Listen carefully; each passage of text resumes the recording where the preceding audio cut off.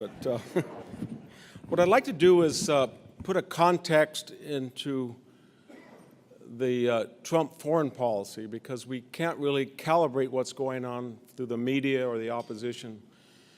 I saw some adjectives and nouns today: chaos, disruption overseas.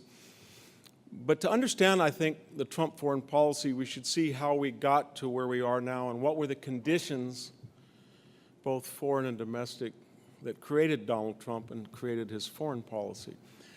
We start with the so-called post-war order. That was the brilliant creation of American diplomats: Dean Acheson, George Kennan, George Marshall, Harry Truman, Eisenhower, after World War II. And remember what the rationale was: that we had made a distinct mistake after World War I, that for a variety of reasons we didn't stay engaged. We allowed the Imperial German Army to surrender inside France and quickly claimed that that armistice was a de facto victory because they surrendered in somebody else's territory. We didn't follow the advice of John J. Pershing and General Foch to go in and occupy Germany as we did in World War II. So we were not going to do that again at the end of World War II. We also had an ambiguous relationship with the Soviet Union. We had felt that the Soviet Union in the 30s was imploding, that communism didn't work. The show trials, the purges of the military class, and especially the 20 million that died in the collectivization. So it was an odious creation, and yet more odious when it formed the Non-Aggression Pact with Adolf Hitler on August 23rd, 1939. And then the inexplicable happened. We were still at peace, and Germany invaded the Soviet Union, and we made a decision as early as October of 1941, we forget that, before Pearl Harbor, that under the newly passed Lend-Lease legislation, we began sending massive aid to the Soviet Union, even as we understood that was very dangerous to do. Should it defeat the Third Reich, which we hoped it would have a problem. Indeed, we did have a problem after the conclusion of World War II. We thought to ourselves, we're going to stay engaged, and it was a great thing that we destroyed the Third Reich and the Japanese Empire, but in the process of that, we've created another monster, and it's as godless and dangerous as the Third Reich, and it's Soviet global communism. And unfortunately, one of the tragedies of World War II is that the Soviet army is now not 1,000 miles away from the English Channel. There is no free and autonomous Eastern Europe. It was one of the great tragedies. We went to war for the freedom, supposed we being the Allies, first Britain and then later France and then later us, but the concept was to keep Eastern Europe free, i.e. Poland, from German aggression, and we ended up ensuring that it would not be free.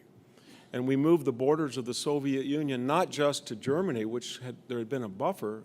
Now these communist satellite Warsaw Pacts were not just at the border of the old German Empire. They're now in an interior border, right on the edge of what we call West Germany, and they were 350 miles from the English Channel, and they had 500 divisions.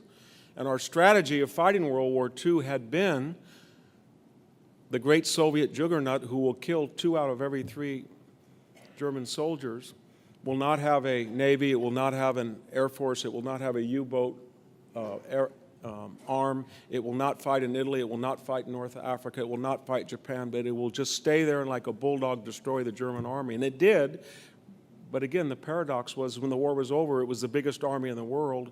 We had 100 divisions in Europe, and they had 500, and they were poised to go right into the Channel, and they could anytime they wanted. So we said we're going to check Soviet power, both through a nuclear deterrent, and we're going to fight, pay any price, as John Kennedy, anywhere, anyhow, to stop this menace. And remember one of the reasons that we did it. We said that there is no other alternative. Japan is destroyed. It's not the Japan of today, not the 3rd largest economy. It's got a zero economy. And Germany is destroyed. It's not the 4th largest economy today. It's destroyed. And there is no Chinese miracle. 15 million people have died in China from Japanese occupation. It's not the 2nd largest economy as it is today. And there is no EU. France has been occupied, and 9 other European countries, West, and the Eastern Europeans. There's nobody but us and Great Britain, and Great Britain has decided to nationalize their steel, their oil, their communications, their health, and they're not going to be in a position to take advantage of a world market at their feet. It was only us. If we didn't rebuild Europe, nobody else was. So we created these post-war institutions. The World Bank, the General Agreement on Tariffs and Trade, the United Nations. You remember NATO, North Atlantic Treaty Organization. Remember the motto of NATO, keep Russia out, General Ismay said, keep America in, and keep Germany down. And that theory, that paradigm, that blueprint that we crafted, these brilliant diplomats, worked wonderfully for 45 years. And by that I mean the Chinese communists did not absorb all of Asia. They turned on the Soviets as we wanted. The Soviet Union did not take Europe. And we paid a terrible price for that. We spent between 4 and 5% GDP, and sometimes we peaked at 10 and 12 in Vietnam and Korea. We lost over 90,000 dead, more than the European theater of operations from Normandy to Germany in World War II, in places like Korea and Vietnam. And we became the world's policeman. And it worked. So in 1989, roughly 44 years after it, this idea of a post-world order worked, and it should have been done. We were done. We did what we wanted to do. And indeed, people said with the collapse of the Soviet Union, the Berlin Wall fell in 1989, the United States won the Cold War.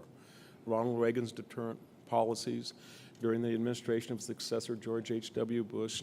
Germany was united, remember, against the objections of Margaret Thatcher. In 1990, it was united.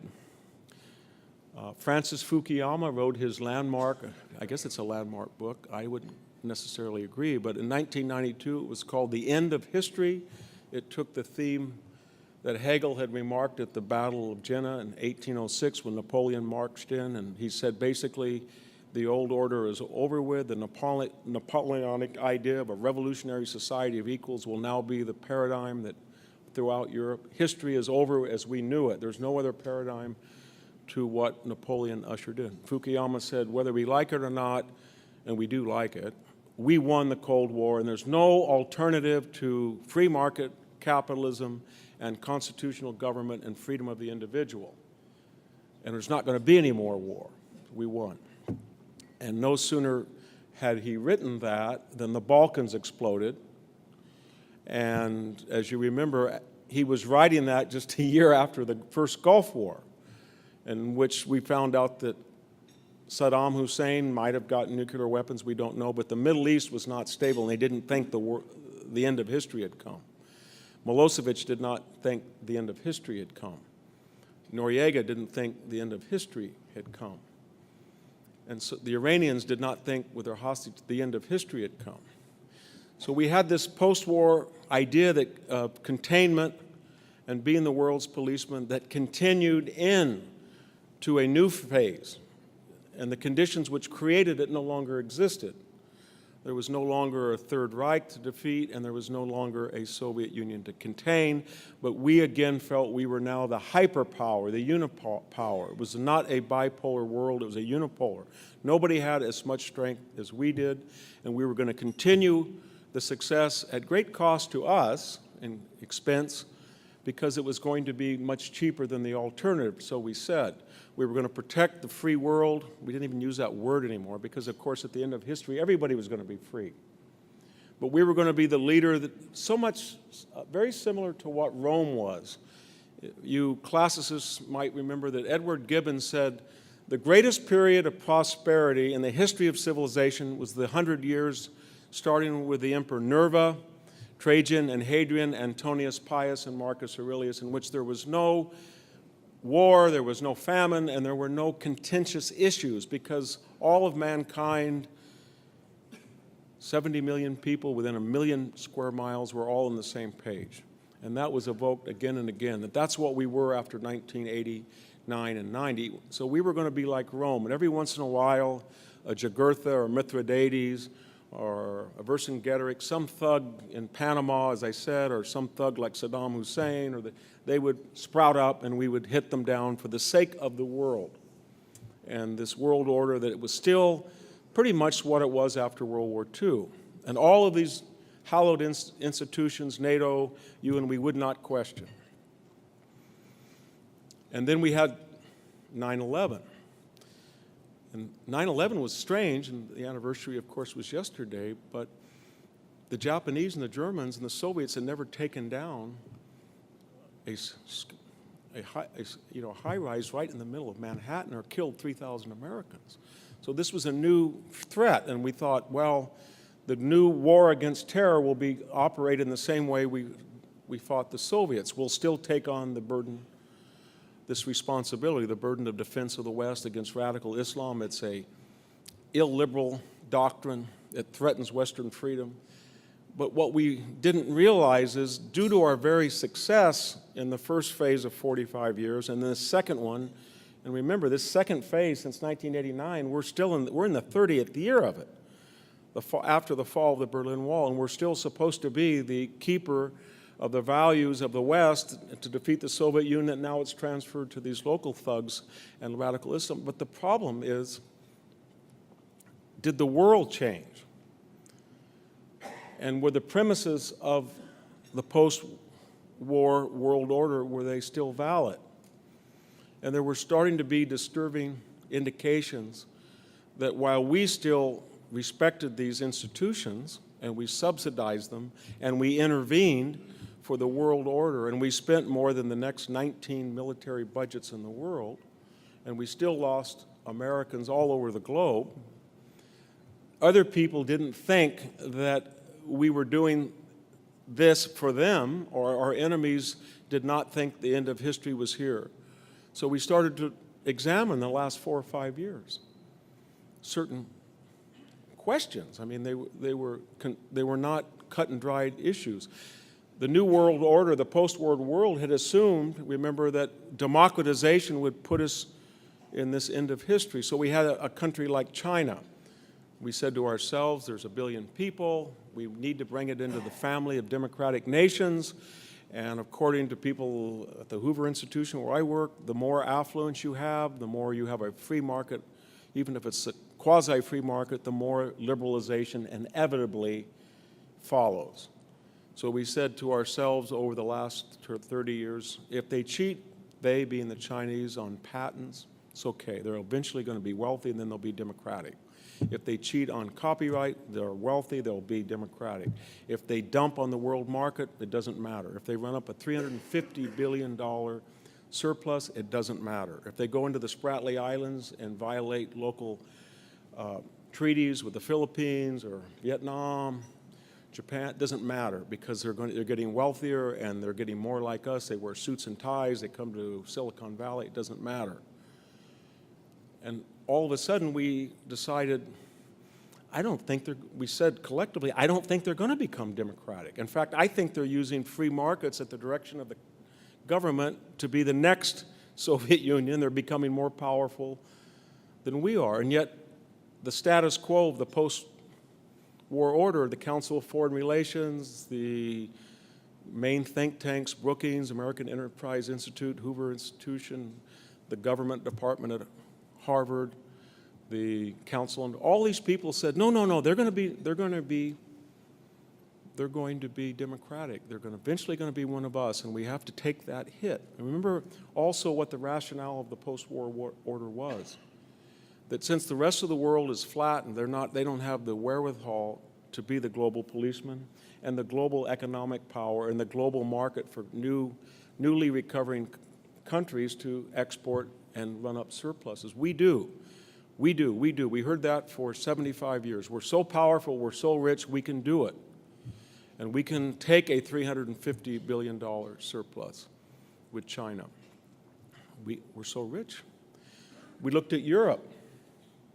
Well, Europe was not the same the last 10 years as it was. This EU, this European Union, we thought was going to be a common market, and then it was going to expand to sort of a common alliance.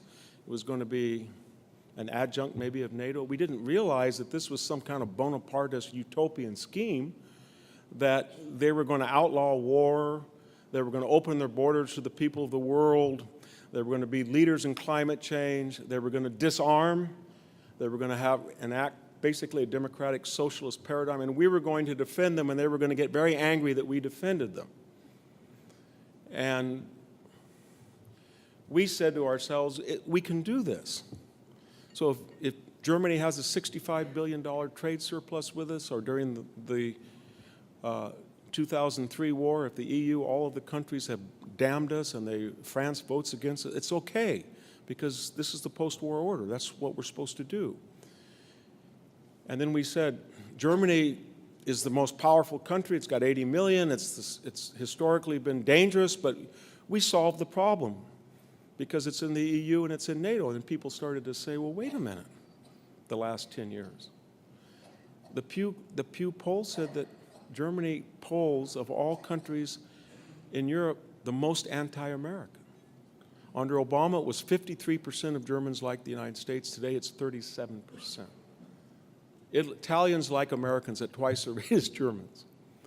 And as I said, they're running at $65 billion, and they have dictated financial terms to the southern debtor nations, Greece, Italy, Spain, Portugal. They have dictated immigration issues to Poland, Romania, Hungary, the Czech Republic.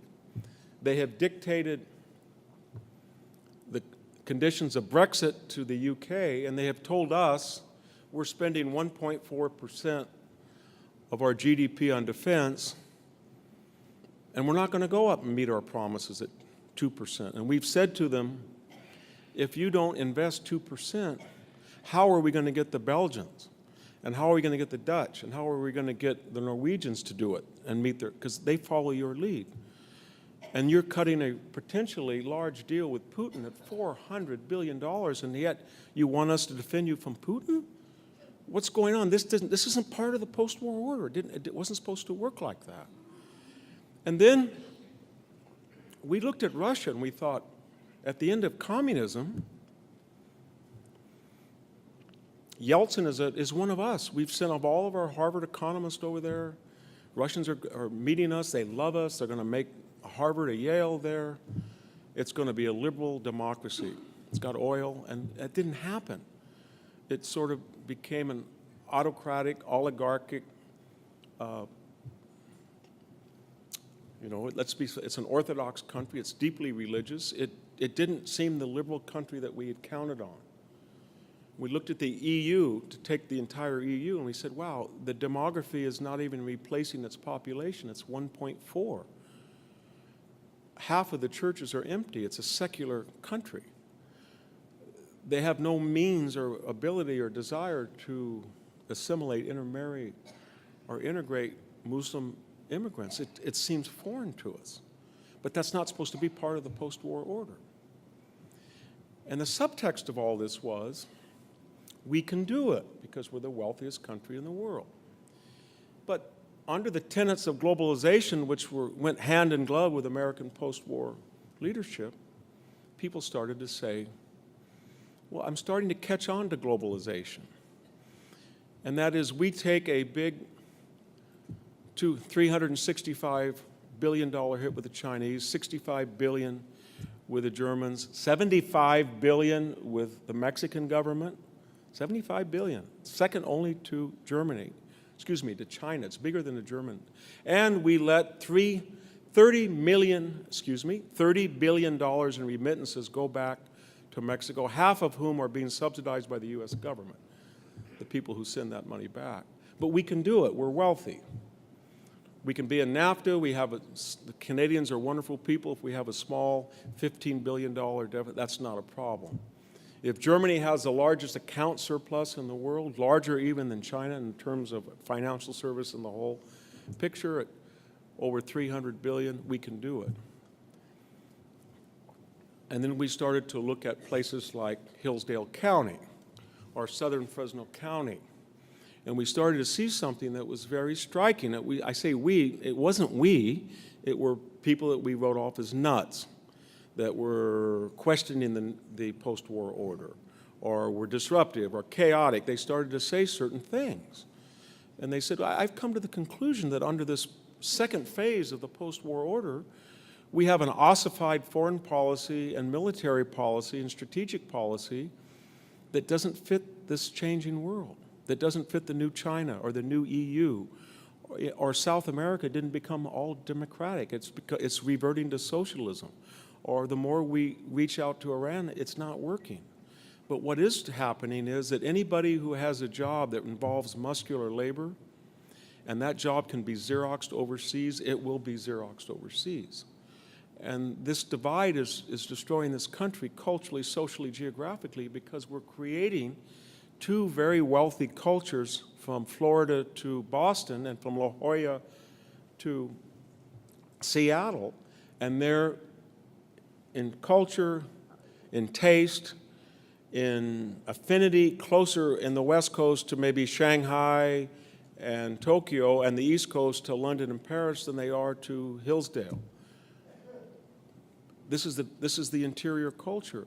And these interior culture people that work assembling products are the industrial heart of America that won World War II, that had a greater GDP than all the other combatants and allies together, have been hollowed out because they can have their job replicated and the people on the coast can't.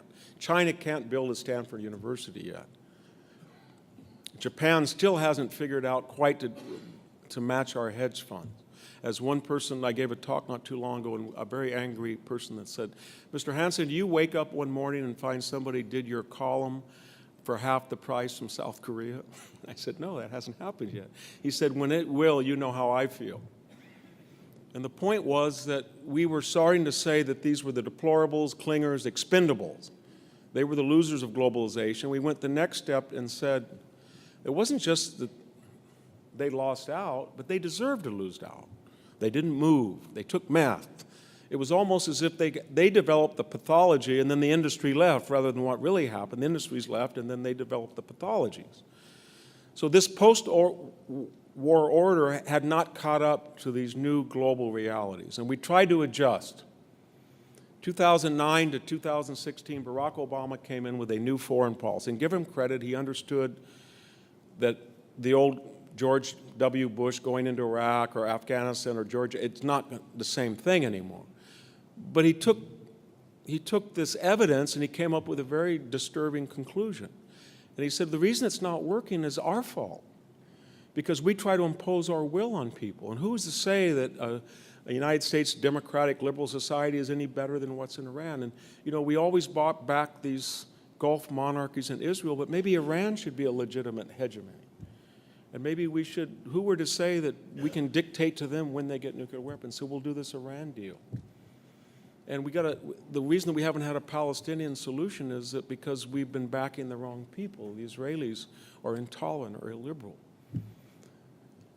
And it doesn't really matter that we have capitalist countries in Latin America. Maybe Venezuela or Nicaragua or Cuba has a better paradigm. And the EU is pretty good. We should be more like the EU than the EU should be like us. And he didn't address the people in the interior. He furthered that diagnosis. They deserve what they got. So now we've spent 25 minutes, and you can see what's going to end up.